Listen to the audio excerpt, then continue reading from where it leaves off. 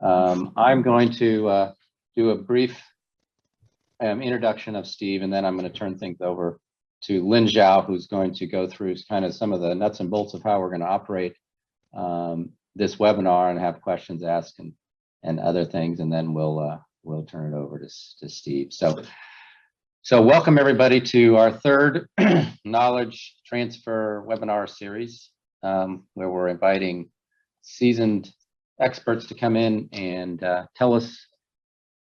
It's a wide open invitation, but we want them to tell us what they know and what they think might be helpful for the next generation of oil spill responders that are coming up through the ranks. So our speaker today is Steve Lehmann, and he's been a long-term NOAA SSC, and I'll give you a little bit of information about him in a second. And he's going to talk again about some of the human aspects of oil spill response, because he has as much experience as anybody, at least in the United States, responding to oil spill. So he's a great choice for this third webinar series. So Steve is a NOAA scientific. He's a NOAA scientific support coordinator, and he recently retired within the last few months. Right? Has it been more than 6 months now? Or maybe more than that. Time's flying here in this lockdown time. It was last year, right, that you retired, Steve? Yeah. So it's been. Is it a year? Yes. You've been retired a year. A year. Okay. Yep. So I have Steve's resume in front of me, or at least a part of it, and he started as a NOAA SSC back in 1990, and so to know how long ago that was, that's back when I was still trying to decide if I wanted to be a grown-up or not, right? And Steve had already decided what his career is going to be, and so he was a NOAA SSC for, am I doing that right, at 30 plus years. 30 plus years. You're making me feel old, Tim. And well, I'm the same age, I think, or roughly the same age as you. So I feel old, and I don't need anybody to remind me. I feel old. But I'm looking at his resume, and I won't go through all these things, but he has been on more oil spills as a responder and dealing with a lot of issues, as much or more than anybody that I know. So he has a great kind of breadth and depth of history that he's going to share with us today. And I'll just give you a brief story. Steve and I met, I think it was back in 2008 in October, when we were giving a talk in St. John's, Newfoundland. Do you remember that, Steve? Yeah. There's two reasons I will never forget that, maybe three reasons. The first is when I flew in to St. John's, the plane was doing these 30-degree banks, which I thought the wings are below the level of the bottom of the plane, and so there's no way we're going to land. And in fact, the pilot, we got about, I don't know, 200 feet off the runway, and the pilot aborted. And I was like, whoa, that's the best thing ever, because I was really sweating it. And then he goes up and starts to turn around, and I'm thinking, okay, great, we're going to go somewhere else where it's not as windy. Well, he comes and says, gets on the speaker and says, well, we're going to try again. And that is the last thing. I don't know if you had that same flight when you came in. That was the most traumatic flight I've ever been on, and I thought, no way are we going to try again. And he came in and he hit it a second time. The second thing is we had the worst windstorm when we were staying at, remember, we were in the Battery Hotel there up on the hill in St. John's. Yeah. We had the worst windstorm that night, and I thought we were going to have to evacuate the building, and we get up the next morning and everybody's having coffee like nothing happened. But the third thing is that that was one of the first talks I gave on my research program externally. And so I was kind of a younger, cocky guy back then. And I'm going to tell everybody what's going on. Well, I had to get up and speak after Steve. And Steve has such a great presence speaking that you don't want to follow Steve on an agenda because of his ability to stand up and really command the scene. And I knew right then, I decided then that when I have my knowledge transfer webinar series in 2021, Steve's going to be at the top of the list as a speaker. And I've heard him speak many times after that, and he has the great thing. He has great hair. His hair is better than mine. He has a nice beard, but he has a nice deep baritone voice.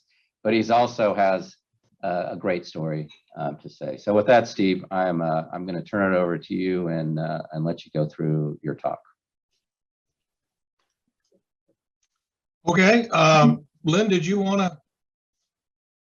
Oh, sorry. Next is Lynn. So Lynn, sorry about that. Lynn, jump in there and tell us the things we need to know about asking questions and things. Okay, great. So yeah, before I turn to Steve, I have some nuts and bolts to go over. So if you have didn't attend our last two webinars, so you'll know how it goes. Can you hear me? Hear Yes. some noise. Yeah. Okay. I hear you.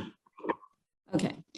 So the purpose of the webinar is to provide a platform to allow the highly experienced, seasoned oil spill response experts to pass on their knowledge to us, especially our newbies.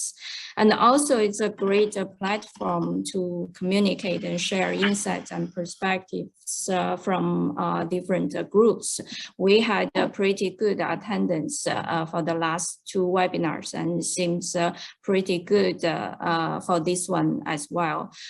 So the webinar is held in a monthly basis, and we'll have the webinar every first Tuesday of the month.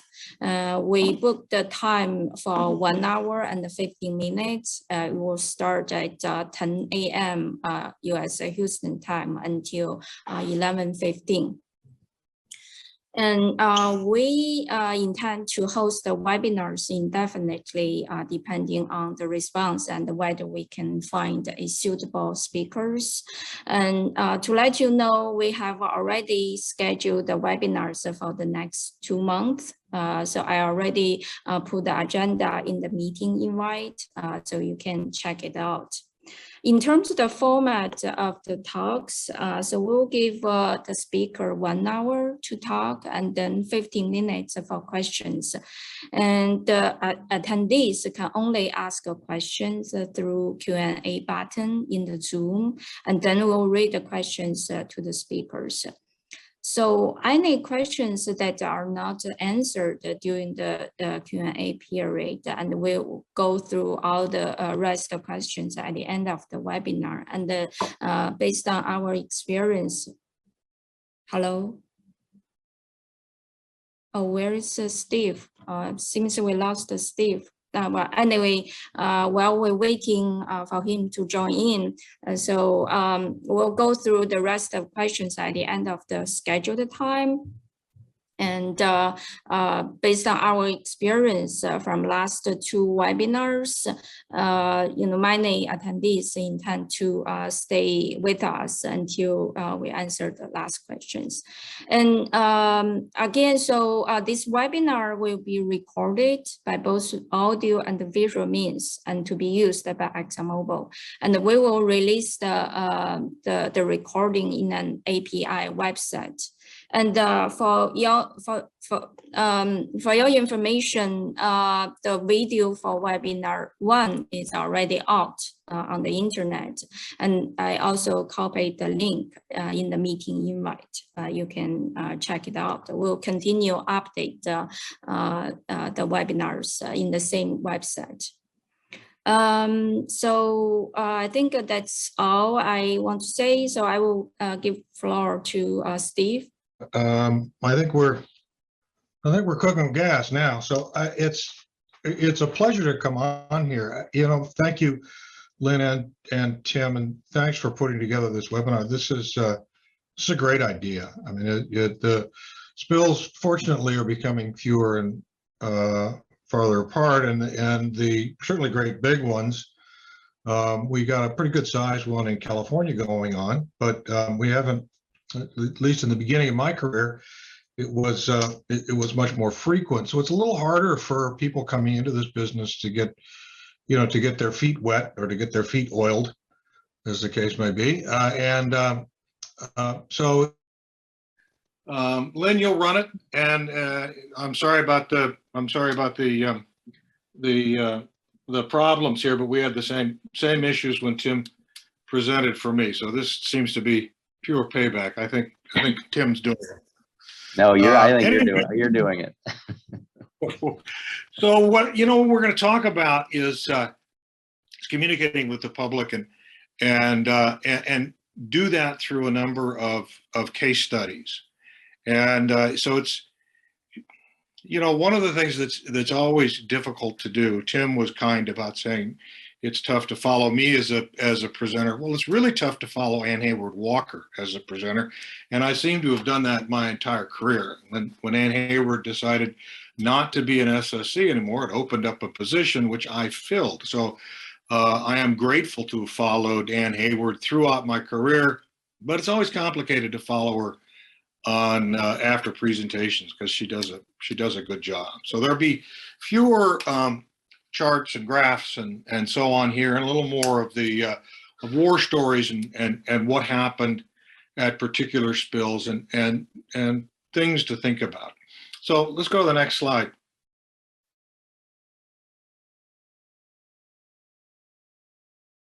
Okay. There we go. And I put this down as a thought experiment. And we'll come back to this in a second, but I want everybody to think about how many times you've experienced severe air turbulence on a commercial flight. Now, you know, I flew a lot in my career. I flew a lot. We did national, domestic and international work. I calculated that in my career with NOAA, I was away from home a total of 6 years. So that was lots on airplanes. So I want you to think about how many times that you've gone through air turbulence. And okay, next slide then. This is just kind of a cover slide. Actually, it's a new one for me, but because I'm retired, I've got NOAA in the background as it sets into the sea for me. So I've been retired for about a year now. Next slide.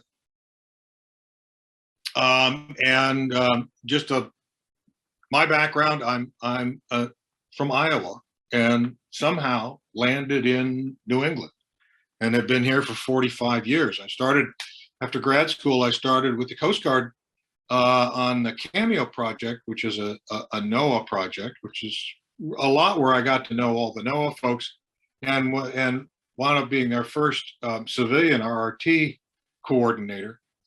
And then after that, moved into a really fun career with NOAA, from a scientific support coordinator to a senior scientific support coordinator, on to working with the National Response Team and as a rep on a couple of RRTs, working with Eastern Canada on their joint response team, and a lot more. It was great. Go ahead, one more, next slide.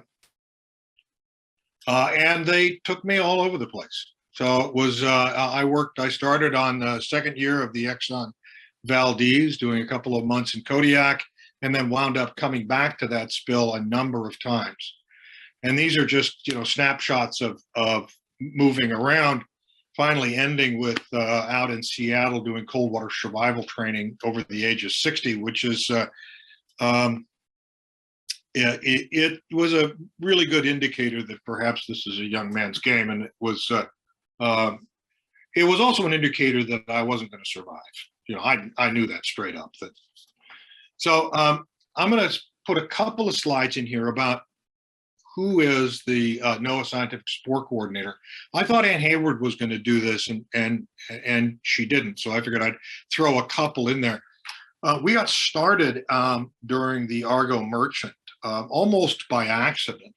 There was a small group working out of Boulder, Colorado, studying oil spills and how oil moved on the water. When the Argo Merchant hit off the coast of Nantucket in Massachusetts, we sent a small team out to work with the Coast Guard. That relationship of providing, not just providing advice, but bringing together other scientists to sit down, come up with a couple of recommendations, and then having a single point of contact go to the Federal On-Scene Coordinator with options based on this collaborative effort really worked out well. That's where that started, was with the Argo Merchant.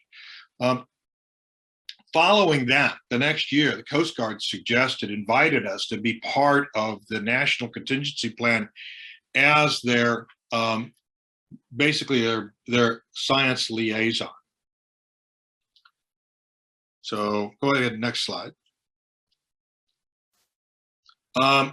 Since that time, we work domestically, we work internationally, and we work non-traditional spills. Domestic is any good-sized spill, and even most of the small spills. We've got an SSC involved, and we've got our science team involved. We've done a great many of international spills, international contingency planning, and international training. And non-traditional have things to do with, for example, tracking where whale strikes have been and trying to do the reverse trajectory and understand where that whale might have been when it was hit, or dealing with airplane crashes. Most of the big airplane crashes we've worked. I worked TWA 800, Egypt Air crashes that were out here, along with the JFK Jr. Crash off of Martha's Vineyard. So we get involved in a lot of the non-traditional, really anything that the U.S. Coast Guard is asking us to do, or our state partners are asking us to do. Next slide. This is just kind of a list of just an overall of what the SSC is working on, and how they get involved with the Coast Guard. I have this background up because it's easy to think about the SSC and the NOAA science team as being the Mr. Spock to the Coast Guard's Captain Kirk. William Shatner apparently now at the age of 90 is going to go into space, which sort of meaningless. But we've done that role for quite a bit. So the spill that's going on in Huntington Beach right now, my friend Jordan Stout is out there as the chief advisor to the Federal On-Scene Coordinator. And his role and the role of the SSC is not to be the smartest guy in the room, but it's to know who is the smartest guy in the room and get as much as we can out of that person or those people and provide as objective science as we can. The idea is not to push NOAA objectives, but to push good, sound science. And it's one of the things I've always been proud of about this team, is that they essentially strip the NOAA patch off of their material and act as an objective advisor without an agenda. And again, I think it's a unique role in the federal government, and we've done it pretty well. So next slide before we get too far into that. We can go past this. Let's move on to what I'm doing now. As I said, I'm retired, so I'm a resident handyman. My other role is I'm supposed to train this 8-month-old golden retriever that we foolishly got, and am successful at one, unsuccessful at the other. Next slide. So now let's talk about what we're supposed to talk about. Next slide. My friend Gary Ott, who is also a retired SSC, told me this more than 30 years ago, that spills are not about oil, they are about people. And that has been, and I've thought about that a lot over the years. And it is absolutely true, is that there's a lot of science that goes into it. It is the most scientifically interdisciplinary event that you can think of. At Deepwater Horizon, there was every discipline from microbiology to satellite telemetry was involved in that spill. Fabulous science, fabulous engineering. Ultimately, though, it comes down to the people that we're dealing with, not only in the command post, but really more importantly to the people that are on the ground that don't have the benefit we have. So next slide. It gets us back to this whole idea of how many times have you gotten into severe air turbulence? And I know people are raising their hand. I've done it 4 or 5 times, and I've had it, over the ocean. I've had it coming in for landings, and I would normally say the same thing. I mean, there have been more than once have I come to the conclusion that it's been a fine life. And when the wings fall off of this plane and we plummet to our death, it's been a good life. And the guy next to me is working through his rosary, and the woman next to me is crossing herself. Well, next slide. Turns out it's pretty rare that you're involved in severe turbulence. In fact, it's very rare. I can tell you, I'm certain that I've never been involved in it. I've been involved in some moderate turbulence, but not that much. A couple of times, maybe. I reached out to a friend of mine who, at one point in her career, flew for NOAA through the middle of hurricanes. It's her job, strangely enough. And they don't encounter severe turbulence. They fly around it. They know where it is. They know how to deal with it. More importantly, as we're thinking about the wings falling off the plane, they know that the wings are not going to fall off. They know that they are going to suffer. They're going to suffer injury long before the airplane does. The airplane is going to be fine. The point is they, in the front, you've got these really experienced individuals, and in the back, you have terrified passengers. And the same thing is true with oil spills. You run across people who've worked spills all their life for the last 30 years, their whole career, and they get involved in a spill that's a couple of 100,000 gallons. That's a pretty good sized spill. It's not the biggest they've ever seen. They know what's going to happen down the road. They know what to expect. But the people that this spill is impacting, that's the first spill they've ever seen. This is the world coming to an end. So next slide. I mean, it's a good way, the old joke about all blindfolded people trying to identify what it is they're looking at by looking at an elephant. We're over there on the right-hand side looking down from a helicopter. We know what it is. We've seen them before. We know what's gonna happen. We know the end of the story. But the local folks don't. The local folks look and they see that there's disaster in front of them. So how do we deal with that? Next slide. Another way of looking at it is that, you have a homeowner that spills 40 gallons into the back of their back lawn. This is the most significant thing in their life. This is going to be expensive. They don't know if it's going to kill everything that's around them. To a seasoned responder, that's tiny. It's a little tiny spill. You know what's going to happen. You know how to clean it up, so when you're to a seasoned responder, a larger spill is something like Exxon or Deepwater, or some of the when you're starting to put 6 zeros after the amount. It's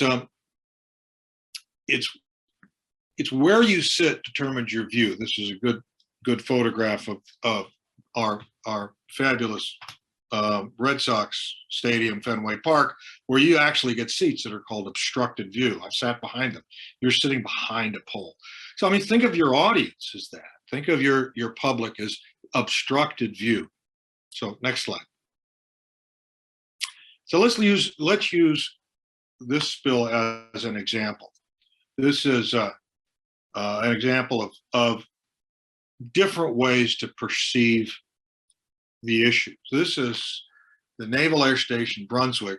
It's been disbanded now, but in '93, they spilled about 40,000 gallons of JP5. JP5 is jet fuel.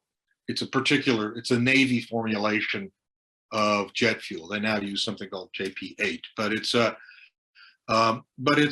jet fuel, and it was there's still a lot of snow on the ground. It made it into a freshwater marsh, covered the snow, was slowly leaking out into the Androscoggin River and ultimately into making its way to the ocean. So next slide. We picked up about 30,000 gallons of it, picked up quite a bit, but there was a lot left that we really couldn't pick up. It was, number one, it's hard to see. Jet fuel is clear. So it's very hard to see on the water. And the notion of burning it came up. And we spent a lot of time talking to state fire marshal, local fire chief, the Navy officials, everybody we could. We tried to bring everybody in on this. We wound up having a successful burn. It was actually, we were able to light this thing twice. So it burned for a few hours. We waited for it to collect for a day and burned it again the next day. Not nearly as traumatic, but it still was, it still burned. So next slide. Interestingly, this is where we burned this is a populated area. It's within half a mile of a fairly busy shopping center. It's the only time in my life I suspect that it'll be within 1.5 miles of where my mother lived. So my mother lived just down the street of this. Route 1 went right by. This is a major north-south route. Route 1 goes from Maine to Florida. So it's this is a busy area. This isn't some remote place in Texas or Louisiana or offshore in some offshore environment. This is right downtown. You can see the Navy base to the left there, the Naval Air Station. Next slide. And then there you go. And this is a couple of seconds of it burning from a Navy helicopter. And it was a significant plume. That plume could be seen in Portland, which is the major city just to the south, and it could be seen in Augusta, which is the capital to the north. So it could be seen in a long ways in every direction. In some ways, kind of a scary thing. So click next slide.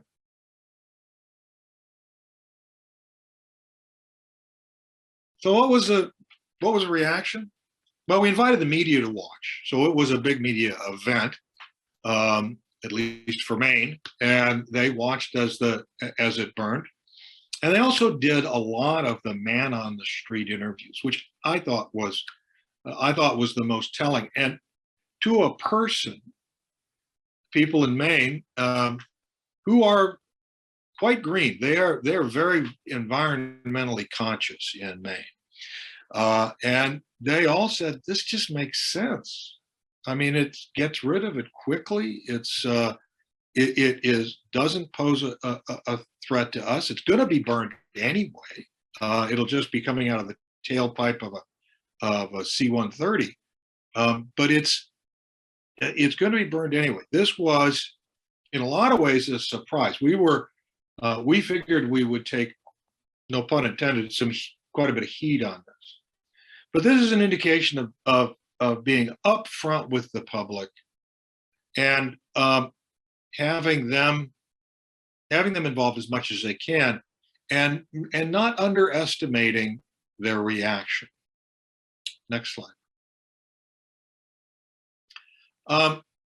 Ironically, when we look at doing planning for in situ burning, we have a lot of difficulty these days getting in situ burn pre-authorization. And if you look at the regulations, we generally stop a burn when you've got particulates of the size of 2.5 microns at this 150 micrograms per cubic meter, which is the ambient air standard, National Ambient Air Quality Standard regs for a 24-hour day. And it's complicated to get the pre-authorization or even authorization because of the concerns about the particulates.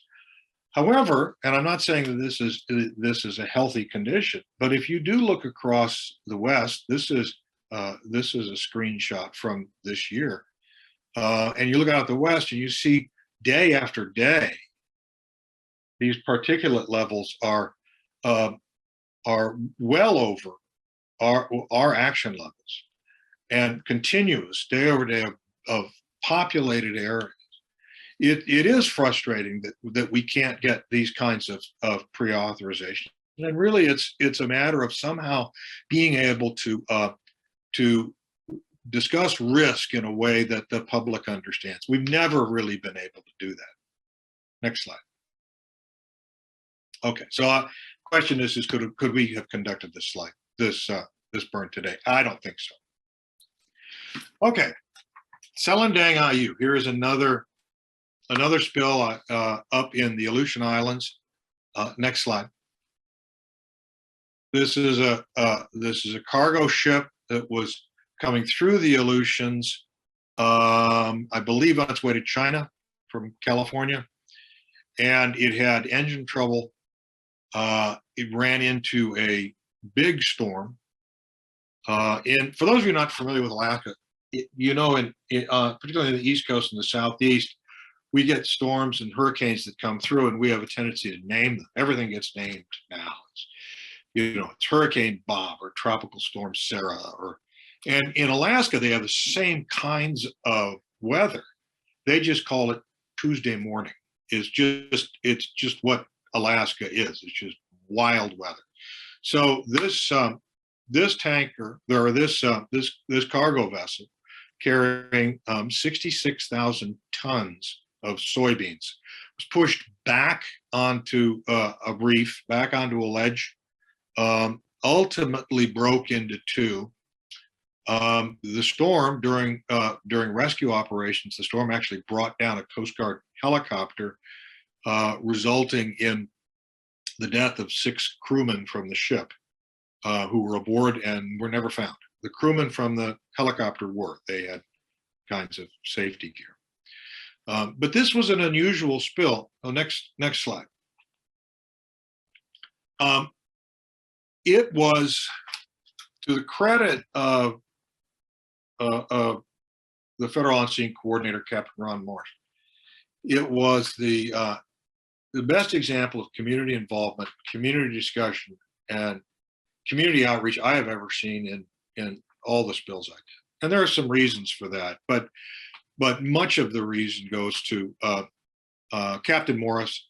Howard Heil was the incident commander. I think Howard is probably retired now. If you've ever had a chance to work with Howard, he is one of the true gentlemen of this business. I'm very fond of him, and very easygoing, quiet guy. And they involve the community in every night, community meetings. And these community meetings were the people of Dutch Harbor. They were the Native Alaskan community, so the Native corporations were there, and they got where if Captain Morris went home for a week of R&R or other work that he had to do, get back to Anchorage. When he returned, they were asking him how his kids were. There were if his son had gotten into college, whatever that was, but it was at a personal level because it was very authentic. It was a briefing every day, and the captain became part of that community. Next slide. The other thing they did is they hired a lot of local workers. Now, we do that in other spills. Certainly, there's usually a demand for it. This was a little bit different in that these people had a particular affinity for where they lived. And one of the results was in picking up oil mat like this, the difference between the local workers and the workers that were brought in was that the local workers tended to put fewer rocks fewer cobbles from the beach into those bags. They had a concern that they wanted to keep that stuff on the beach where it belonged. They were involved, they had ownership, they cared about it, and they were brought in under the tent. Next slide. One of the big concerns up there was the impact of the local fishery. It was certainly a big commercial fishery. If you've ever seen Most Dangerous Catch, they were filming that at the time, the first episodes of that. So, there's a lot of big crab fishery that's there, big pollock fishery, but more importantly, there was a big, there is a big local fishery, so subsistence and native fishing. And there was concerns about what the soybeans might do, and more importantly, there was concern about local diet. So if you, next slide.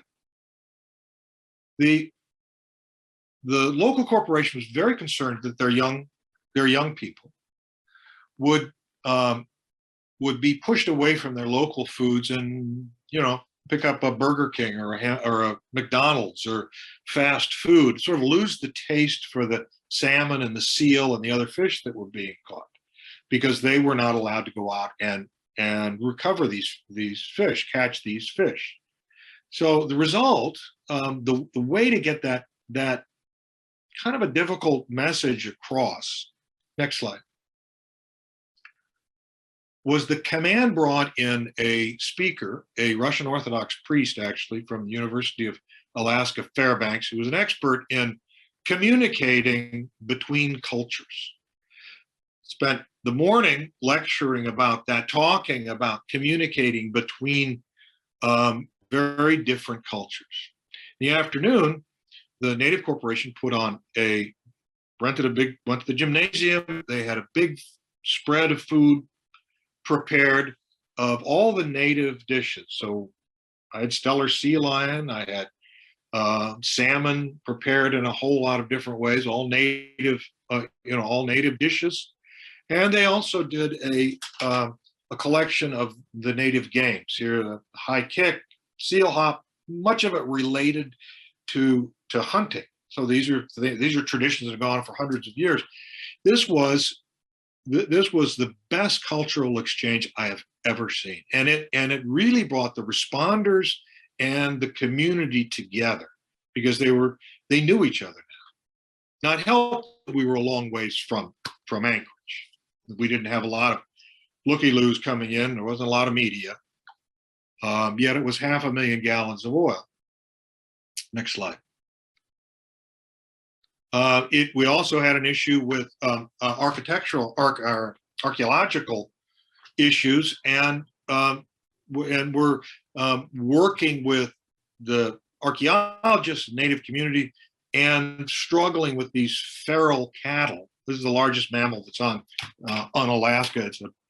It's a big, very mean cow that wanders. They're just all over the place, but trampling important native sites, native archaeological sites. Next slide. Okay, so what are the lessons on this? That it's a remote response.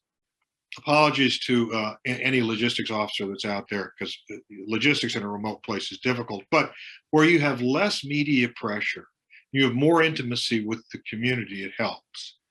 This direct contact with the community was just fabulous. It just was the best I've ever seen. Understanding the cultural and local concerns of the community, and having that working with the community, I will never forget that. I just thought that was terrific, and it really states that oil spills are not about oil; they are about people. Next slide. Okay, I'm sorry I'm kind of bouncing through these quick, but because of some of the problems, I'm gonna try and get through my slides. We're gonna talk for a couple of minutes about a spill in Buzzards Bay, which is kind of the Gold Coast of Massachusetts. It's a very pricey properties. There's a lot of environmental resources.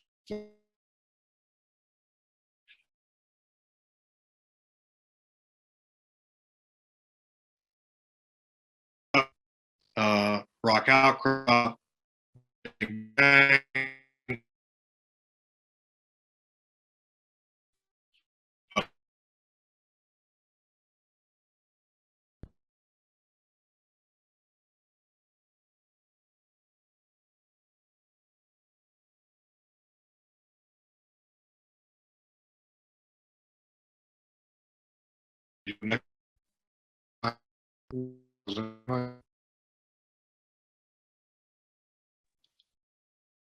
Steve, we're losing you. You're kind of frozen for the last 10, 20 seconds or so. All right, let's give Steve some time to call back in and hope he can get back quickly.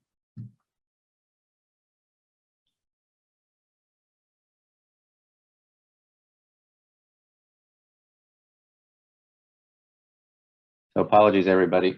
We haven't had any, this is the first, this is the first time we've had technical difficulties with this. This webinar series and what we did last year as well. All right, Steve, I see you back again. You're on mute if you're talking. If you There can we hear go. me. There we go. All right. All right. So, where'd you lose me? Had I finished the Selendang IU?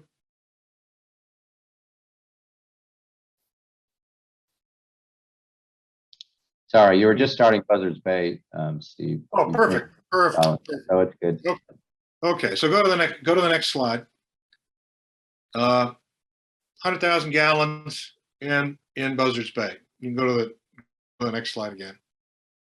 I'll try and keep up. So New England is the town of public meetings, of the town of town meetings. It's, for those who are not familiar, town meeting is a form of government out here. In smaller towns, and I have presented in my earlier life, presented at town meetings. And it is where any citizen can stand up and all the citizens vote on measures from hiring the town administrator to zoning laws. They come together once a year in a big meeting and they raise their hand and they vote, and there is an expectation that you reach out to the community on all things. Next slide.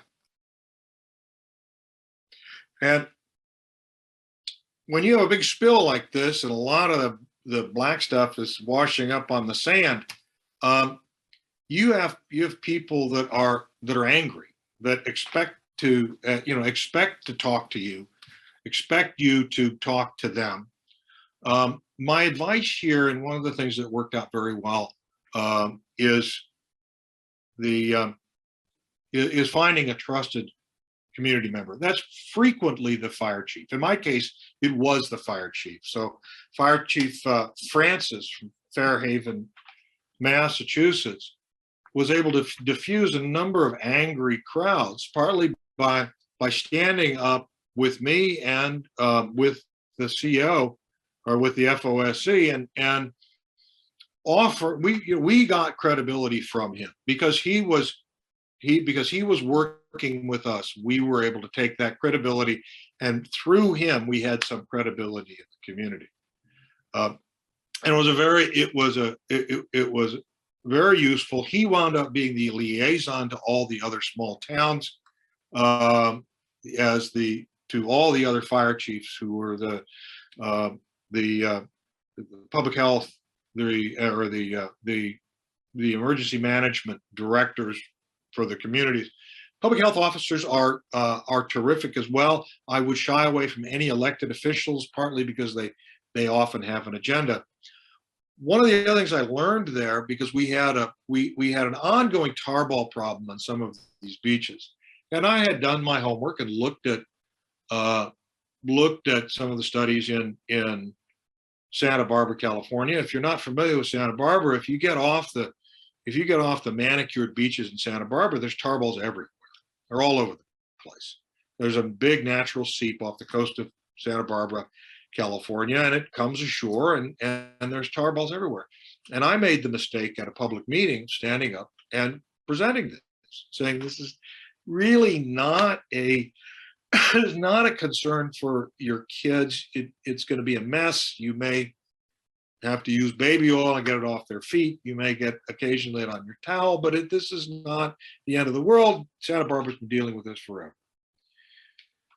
Congressman Barney Frank, who is retired now, but was a very powerful U.S. congressman, his aide was furious and contacted Mary Landry and said, tell that NOAA guy, New England is not Santa Barbara.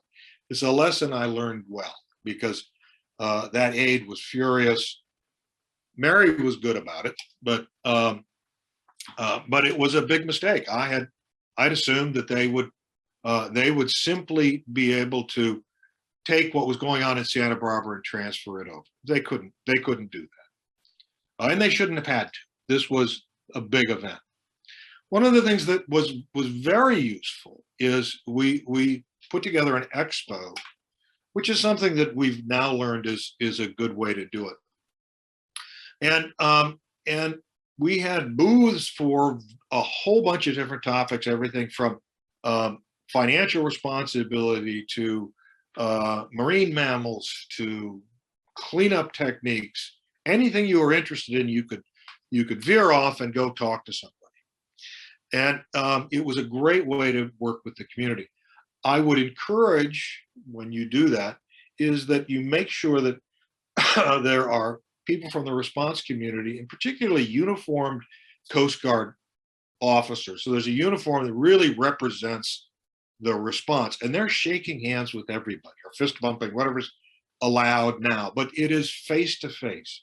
You'll know that, you'll note that when you're in your car and you cut somebody off, it's very easy for them to scream at you from inside your car. You're not going to get the same thing if they're standing right next to you. It's very hard for somebody, sorry,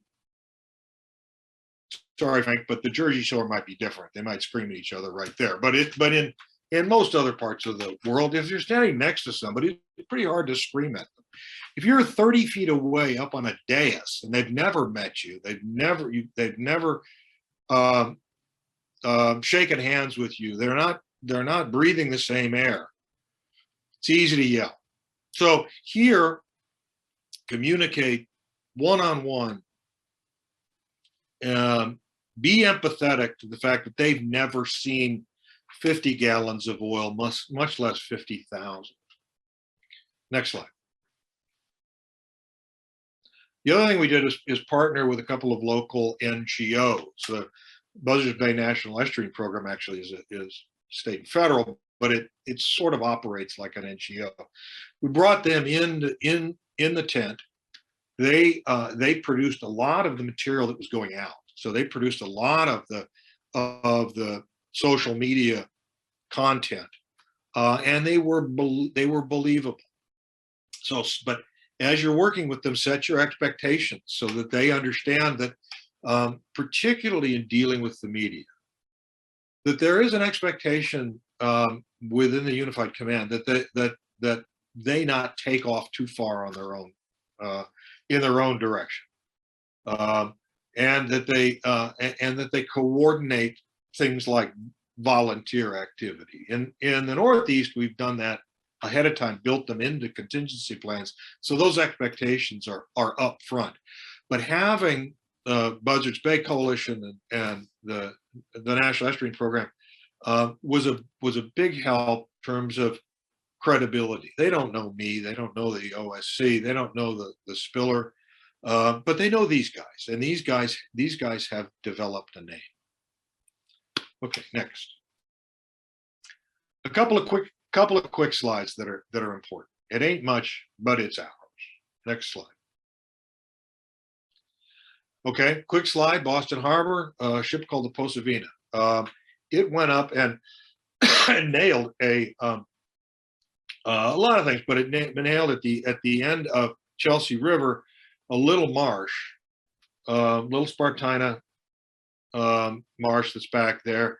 Got quite a bit of oil back there. If you walk through that marsh, there's car parts and batteries and trash, and it's not a beautiful thing.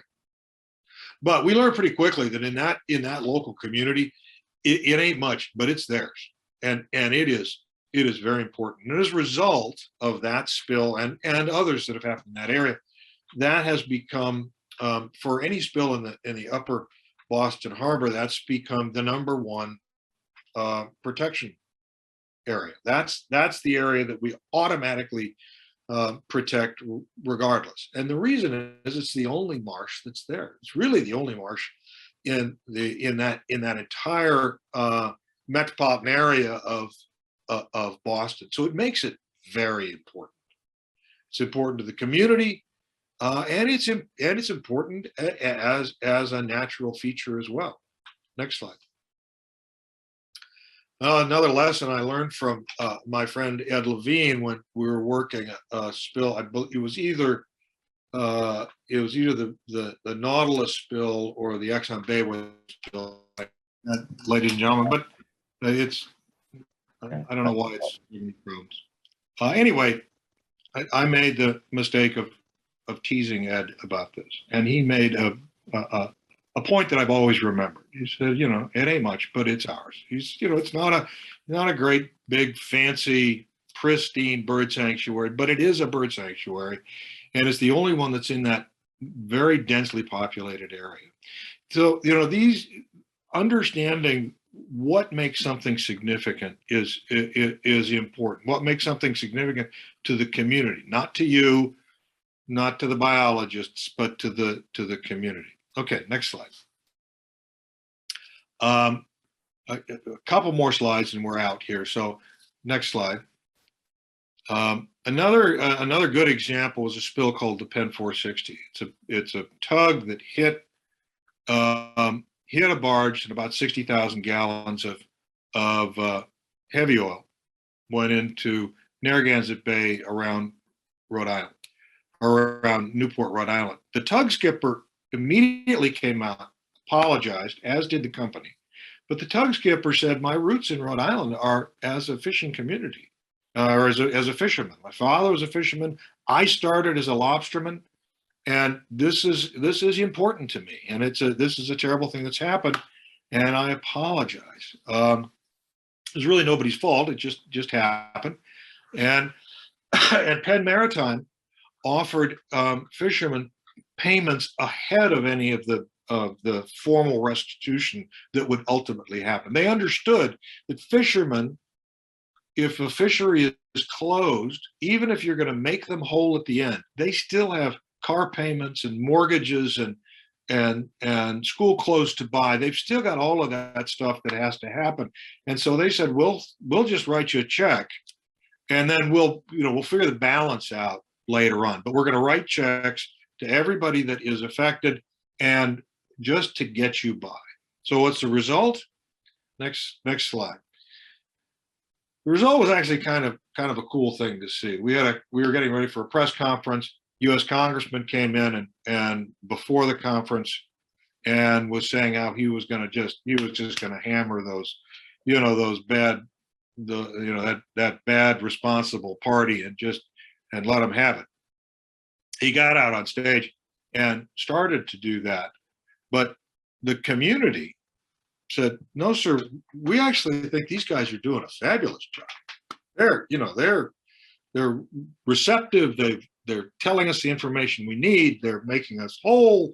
They're cleaning it up. And I've never seen anybody backpedal and change directions that fast. Oh, did I say they're doing a bad job? I'm sorry, you misunderstood. I meant they're doing a terrific job.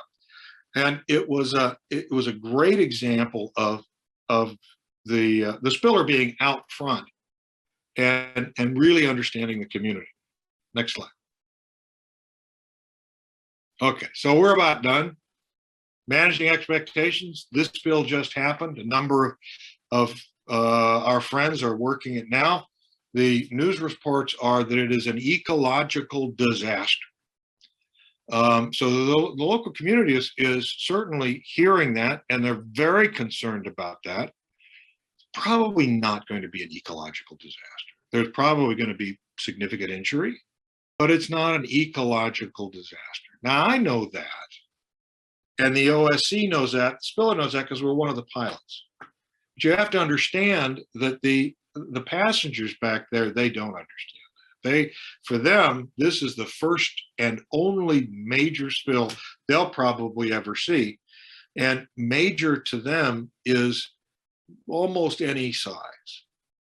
So it's worth thinking about what they're hearing, what you know and what they're hearing, and how to bridge that gap. Next slide. So how do we know we are succeeding? One of the ways is almost every spill I've been on, at some point there's an editorial that says, thank you, spill responders. We know you didn't do it. We know that it's taking time out of your life, and thank you for helping the community. One of the exceptions was the Casco Busan, and I remain annoyed by that. I was on in the investigation for that, and never really saw that happen in Northern California. There was never really this this understanding that there were a lot of people out there that were not from Northern California that were working hard to bring that back the way that it should be. I never saw that happen with Casco Busan, and I always thought that was a shame. Most spills, you should eventually see that. Next slide. So, brought it in. It's 11 o'clock Houston time. If there are questions or comments or complaints, now's the time before I fade out again. You're allowing complaints. Oh my gosh, I haven't heard that before. Thanks, Steve. That was fantastic. You knocked it out of the park. That was a great presentation. I think it hit exactly the kind of things that we're interested in, and I think we have a lot of good questions that we'll get to. I just did a quick calculation. You spent 20% of your time away from home in the 30 years, 6 years, which is really amazing. I spend a lot of time away from home, but I think the way you spend time away from home is a lot of the time is not like I'll go on a trip on a Monday, where I used to before lockdown, and I'm back on a Thursday, right? And my kids are always like, "Are you going to be gone on the weekend?" And I'm like, "No." But I would suspect that a lot of times you went away for weeks on end and didn't come home on the weekends, and I've done that, and that's really tough. And so I got to commend you for. It is, and when I figured that out, and I came home and mentioned it to my wife and said, "God, I've been gone this long." She looked at me just with this incredulous expression and said, "You're just now figuring that out?" She said, "For a long time, I was pretty pissed about it." So And now you're home all of the time. So how's she handling that? That's my wife said, when I retire, she's going to get a job. Is what's going to happen. Yeah, that's right. So I think you went through, and I'll just take my prerogative here. I think you went through some of the things that our response team, and I think there's a lot of questions from our response team about some of the best practices, things that you've come up with. And I think it spurred some kind of interesting things on how we could really mine some of your experiences. But, this idea, in Alaska, being away from the media helps in a huge way, because, media distortion, and all they're going to report is the sky is falling, and misinformation, and it really challenges us. And I think now that we have kind of 24/7 news reporting, not only, which has been with us for a long time, but we have social media. So we're inundated even more with kind of the hyperbole of what went wrong, and the sky is falling. So I think some of these challenges that you've had to deal with are really valuable and lessons learned. And so this talk is great, but maybe there's, we should think about doing more. And one thing I'm thinking about is, I may know a lot about an oil spill, but I work for the oil company, right? And the oil company is going to be the responsible party, and it's different. It's different. Like a fisherman who is the responsible party, or a fishing company, and then the captain is part of the responsible party. Well, he's from the local community, so it was probably pretty easy for him to get credibility and respect from that community by, saying he was sorry. And I think that's important to do for anybody, but I'm sure that the oil industry is not going to get the same kind of support when a politician comes as that. So I think we have even greater credibility and respected voice challenges. Well, I think you're right. I mean, if you think about the disasters that we see annually, you see hurricanes that come through, wildfires that come through, floods that come through. If you think about what the difference is between, let's say, a wildfire and a major oil spill, the difference is a wildfire doesn't have a bad guy. You can't point to somebody and say, well, with some exceptions, I guess last year in California, power company had some issues, but that's pretty rare. Normally, it doesn't have a bad guy. When you have an oil spill, you got a target. It's Exxon, or it's Shell, or it's the Bob and Jane Oil and Storm Door Company. It's somebody that's out there. And in my experience, the only people that want to get out of that spill, get away from that spill, get it done right home more than I do, is usually the spiller. That we need to somehow get that understanding that the RP isn't necessarily a bad guy. If the RP is not doing it right, then they're a bad guy. But the majors tend to be smart and effective, and we need to better explain that there's a partnership here. Yeah, I think that's always going to be tough, but we live in the same, right? I mean, I go out in the Gulf of Mexico, I go fishing, right? It's part of my home as well, but I don't think I'm ever going to be able to do a mea culpa during an event, because just, the oil industry is the whipping boy of the media. But one thing that I think is interesting that you said is that this was credible and respected voice, and I'm guessing like the Buzzard Bay spill and others, you must have some secrets that you could pass on to us on how you go in after an event, right? Unless you'd identified who these credible, I'm sure every fire chief is fantastic, but some have a presence and others don't, right? And you want the guy with the presence. They can get up in front of a crowd and be credible and respected, but also speak eloquently and just have the kind of presence that you need. And so how do we, maybe it's something you need to think about, but how do we go in after the fact? Unless you guys put effort in finding that person before the fact, I think that would be tough. But how can you go in and find, because I think it's not such an easy thing. It's not every fire chief, it's not every police captain, it's the right one. And how do you go in after the fact and find the right person? Because it sounds like that's kind of critical for making sure that you keep people informed and you don't have things tipped the wrong direction. Well, part of it is you rely on more local partners, and in this case, we relied on the state to help us think through who that was.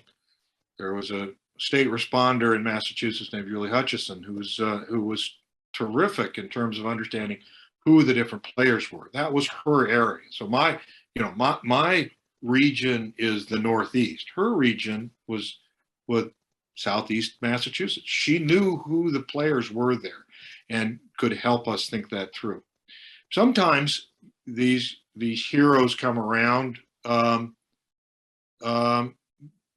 just through serendipity. I remember during the Morris Berman spill in Puerto Rico, being up with the OSC, or actually the XO maybe, giving a talk to fishermen. These are fishermen that fish. They go out for 3 days in an open boat, often with no power to it. They're hand fishing, they're hand lining, and if they don't come back in 3 days, their family just holds a funeral. And this is tough fishing, and we'd close the fishing there too. And they were angry about it, and we were trying to explain what was going on, and these people were getting angry and angry. Finally, somebody stood up, who fortunately spoke fluent Spanish and was able to say, these aren't the bad guys. These guys are helping. These are not the bad guys. And I was relieved, because they were all angry and they all had big knives. And so I was a little concerned for my life. But you had somebody in the crowd that stood up and said, I'll vouch for these people. Now, how do you get them involved? How do you get the fire chiefs involved? We always did a lot of local training. We got, in as much as we could, got the locals involved ahead of time. So they knew who we were. They knew who the Coast Guard was. They knew who, in some cases, they knew who the NOAA folks were. They certainly knew who the state people were. So we were trying to be proactive in most of these. You can't hit them all, but most of them, you can at least get some material out to them. Okay. All right. Well, great. Listen, I'm going to, I guess Lynn's back. Lynn had some technical difficulties of her own, but you're back. Can you hear me, Lynn? Yes, I can hear you, but I couldn't see those questions. It seems some, all the questions are gone. I'll go through the questions. No problem. Okay. So Steve, I'm going to start reading through the questions. And so a lot of them have to do with volunteers and how we deal with that. So let me go to the first one. What is the best way of dealing with random volunteers from the local community and beyond? And how can you keep them at distance if needed without frustrating their urge desire to get involved? Oh, in some ways, I'm probably the wrong person to ask on that. I mean, the way we've done it in the Northeast is that we've worked with some of these NGOs and set them up as the volunteer organizer. The other thing we've done in the contingency plan is specifically say volunteers without written authorization will not be working directly with the oil. The Costco Busan volunteers were an issue, were a big issue, and they certainly had some positive aspects, but they had negative aspects as well. People, well-meaning people, chasing birds on the beach that they were going to capture. These birds were flying back out into the oil. They were on the beach because they were trying to get away from the oil. So I mean, there was certainly some mortality associated with just well-meaning people trying to do right. My advice is to build that into the contingency plan as much as you can, so that you're not caught off guard, so that you can actually point to the plan and say, this is why we're not, you're not on the beach. I mean, the other thing that I'd be careful about is keeping volunteers and the public off these beaches by calling the oil toxic. The oil has some certain oils certainly are more toxic than others, and depending on how you're associating with the oil, it can be more toxic. The problem is once you start calling oil, crude oil, for example, toxic, it's a bell that's very hard to unring. Once you do accept that you're going to be having observers or volunteers working on the beach, now saying it was toxic yesterday, but today it's not so much. So you need to be upfront about what makes it a concern, why you're concerned about exposure, why you're concerned about volunteers. Yep. No, it's a challenging thing, and gosh, it really opens up the potential for a kind of long-term liability by letting untrained volunteers get out on the beach. But what's the cutoff for training, right? OSHA 40-hour HAZWOPER training, I think you really cut your volunteer pool down quite a bit if you're going to require that as the training. So it's, I think it's a challenge on how to thread the needle on that. Yeah, but Tim, as the RP, you have no obligation to hire or use volunteers.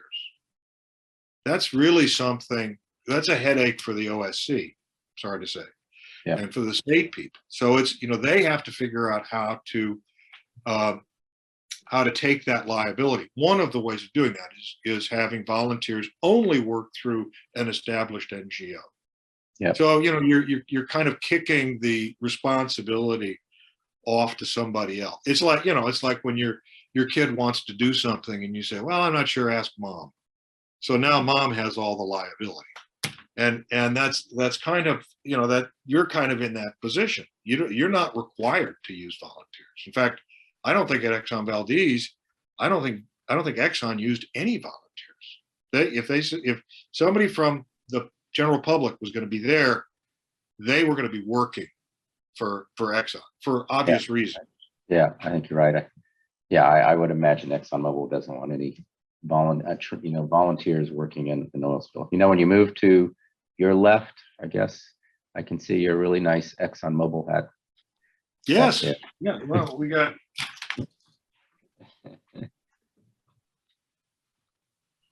We got both. So we got.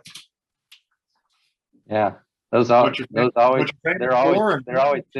always sitting there. That's like the most prominent position on your bookshelf, isn't it? You always have them there. It's not just because you're given a talk at an ExxonMobil seminar. You always have those there.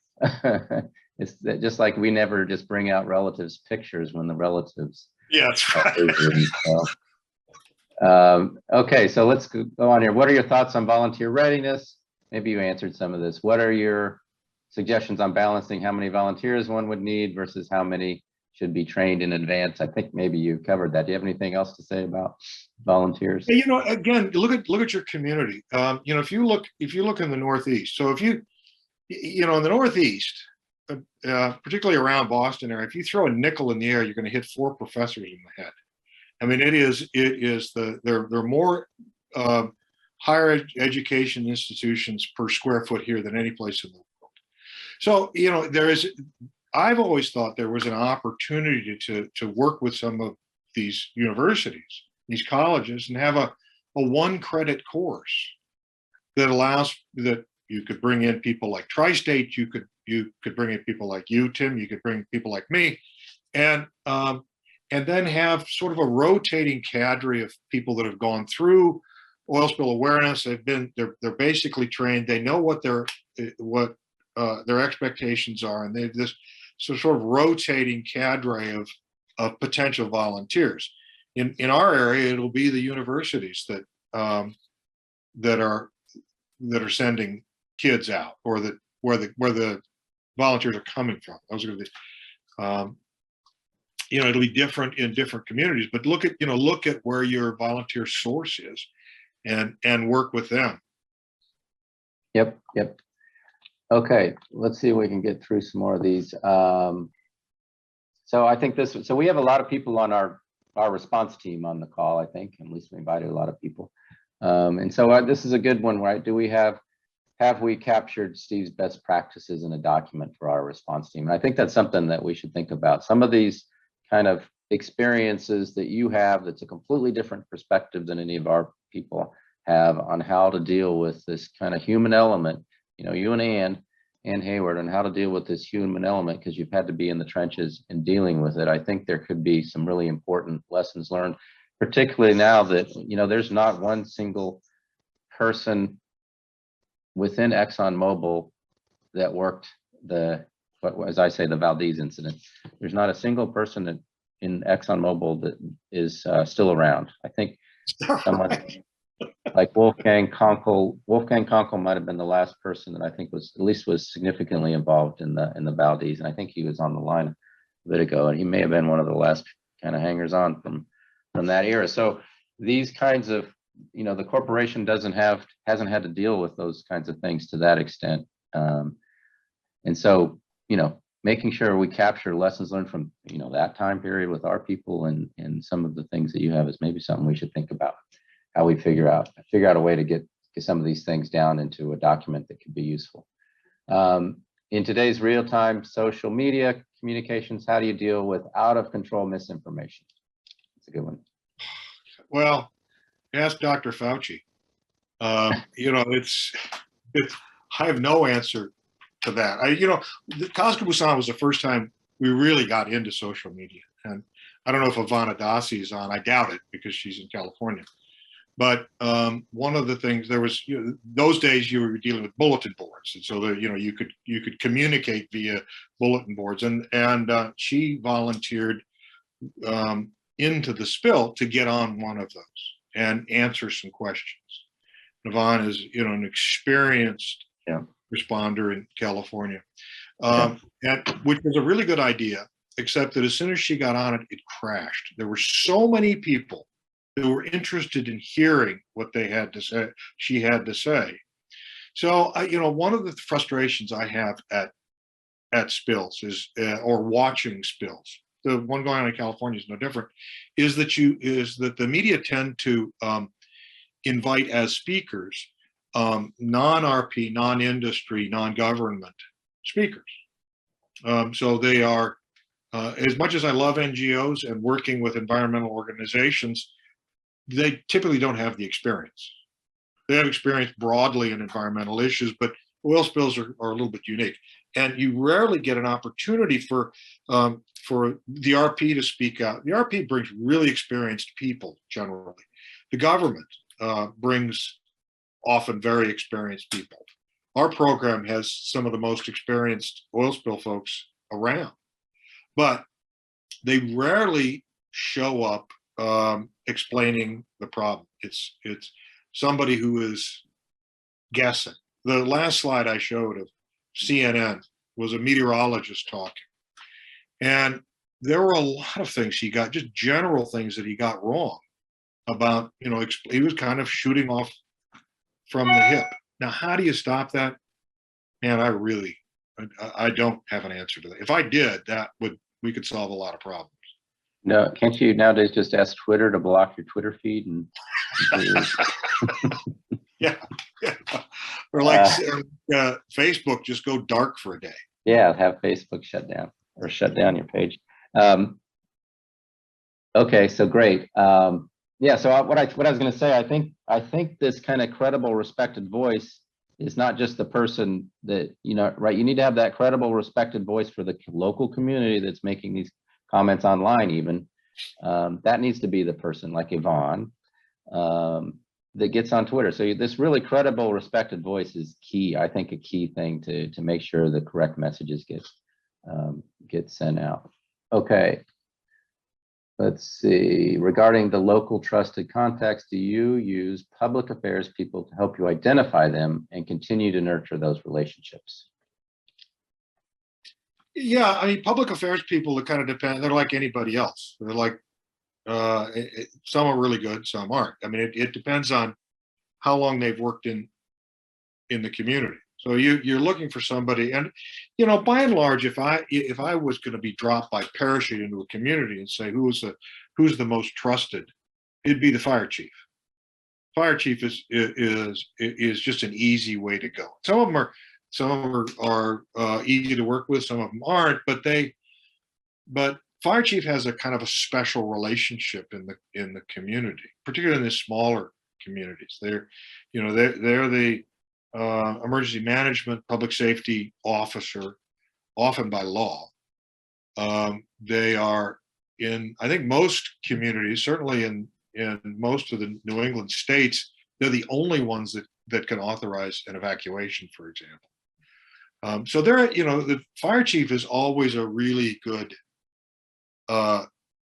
go-to, and you're not asking them to be a subject matter expert. You're asking for really somebody that can give you some empathy as you're standing up and you have families yelling at you. They're somebody that can step in and say, all right, Bob, calm down. Yep. We're gonna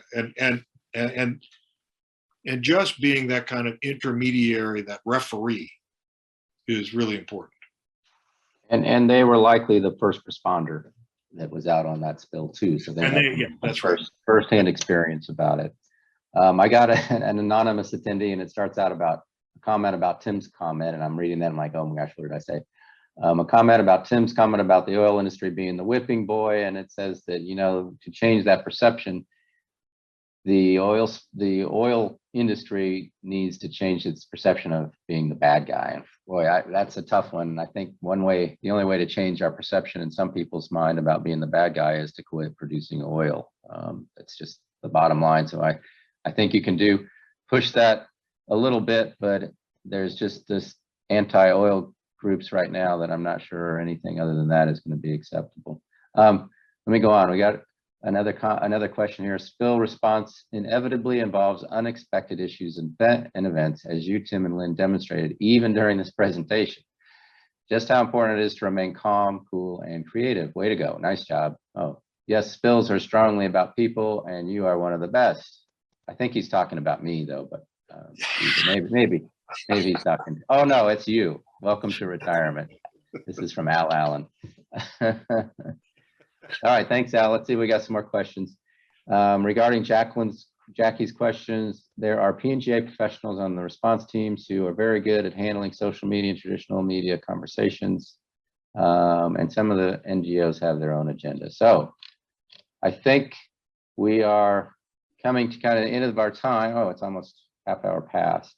So any last things words of wisdom, Steve, you'd like to say before we sign off and welcome? I guess next week is Ed Owens. Is that right? Yeah. Next week is Ed Owens, and he will talk about the options for treating shorelines. So hopefully we see you again.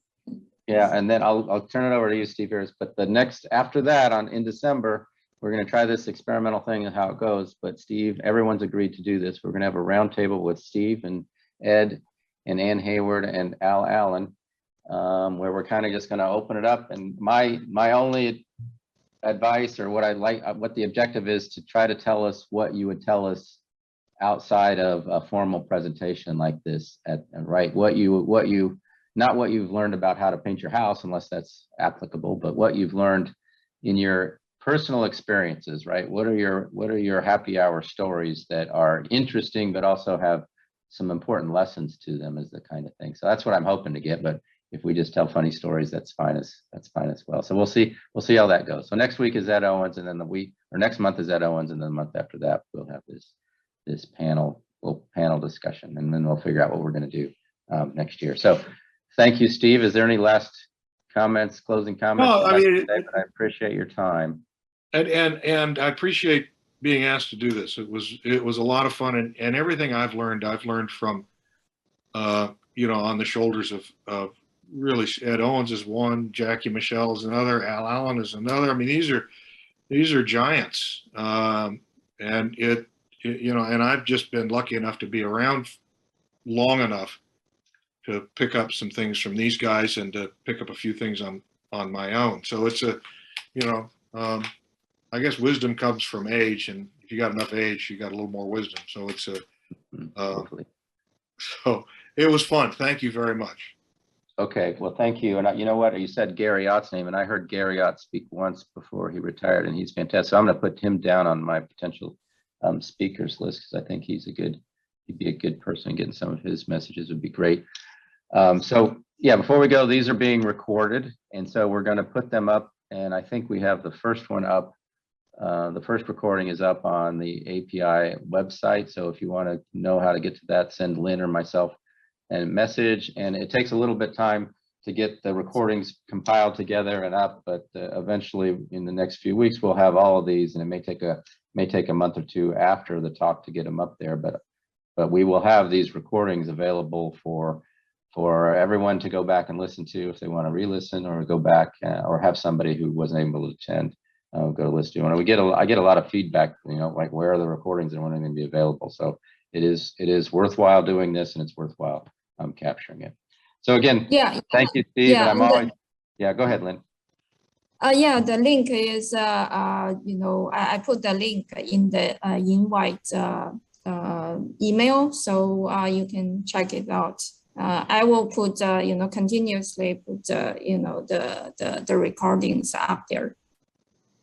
Okay, thanks, Lynn. So, these times have been challenging because we can't get together as much as we'd like to. Hopefully we'll see some people at Clean Gulf soon, but I think this forum has its limitations, but it has this big benefit. If we had almost 150 people that we were able to speak to, Steve, you were able to speak to and get some of this information to, and I'm not sure we would be able to do that with kind of any in-person talk that we could possibly have, even at a big conference. So it does have that benefit of allowing us to communicate. So it's kind of it's the silver lining from these lockdown things we've had to deal with, but we're figuring out a way, and maybe it is a way that we should have been doing things when this Zoom technology, this kind of webinar technology has been around a long time, but maybe we're able to exploit it better now. So, but with that, I'll sign off, and we'll talk to everyone again next month.